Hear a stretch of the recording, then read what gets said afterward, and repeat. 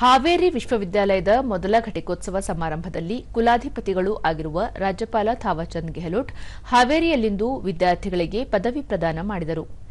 ಇದೇ ವೇಳೆ ಹಾವೇರಿ ಹುಕ್ಕೇರಿ ಮಠದ ಸದಾಶಿವ ಸ್ವಾಮೀಜಿ ಮತ್ತು ಸಾಹಿತಿ ಸತೀಶ್ ಕುಲಕರ್ಣಿ ಅವರಿಗೆ ಗೌರವ ಡಾಕ್ಟರೇಟ್ ಪ್ರದಾನ ಮಾಡಲಾಯಿತು.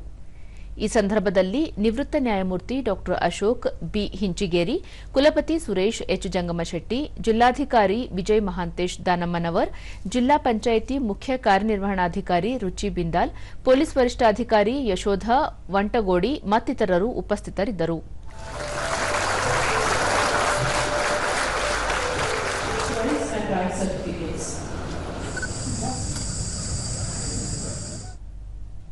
ಬಳಿಕ ರಾಜ್ಯಪಾಲ ಥಾವರ್ಚಂದ್ ಗೆಹ್ಲೋಟ್ ನಿರಂತರವಾಗಿ ಬದಲಾಗುತ್ತಿರುವ ಮತ್ತು ಸ್ಪರ್ಧಾತ್ಮಕ ಯುಗದಲ್ಲಿ ನಿರಂತರ ಕಲಿಕೆಯ ಮನೋಭಾವ, ನವೀನ ಮನಸ್ಥಿತಿ ಮತ್ತು ಸಮಾಜದ ಬಗ್ಗೆ ಜವಾಬ್ದಾರಿಯುತ ಪ್ರಜ್ಞೆ ಅತ್ಯಗತ್ಯ.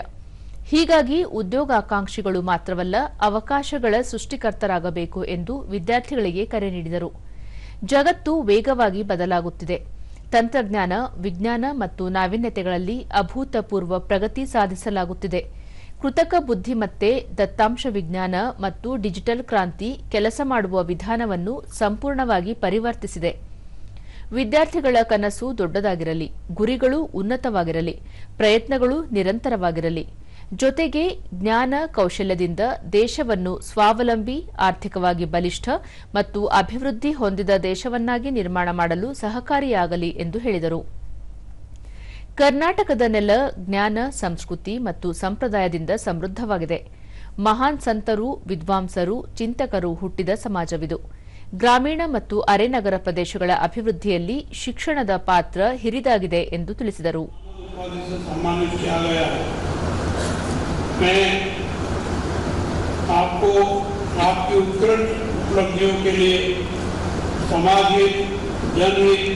तो देश की प्रगति में आपके योगदान के लिए बधाई और शुभकामनाएं देता हूं.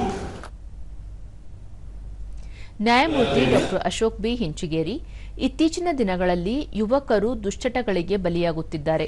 ಹೀಗಾಗಿ ಮೌಲ್ಯವನ್ನು ಬಳಸಿಕೊಂಡು ಸಂಸ್ಕೃತಿ ಉಳಿಸಿ ಬೆಳೆಸುವ ಕೆಲಸ ಅಗತ್ಯವಿದೆ ಎಂದರು.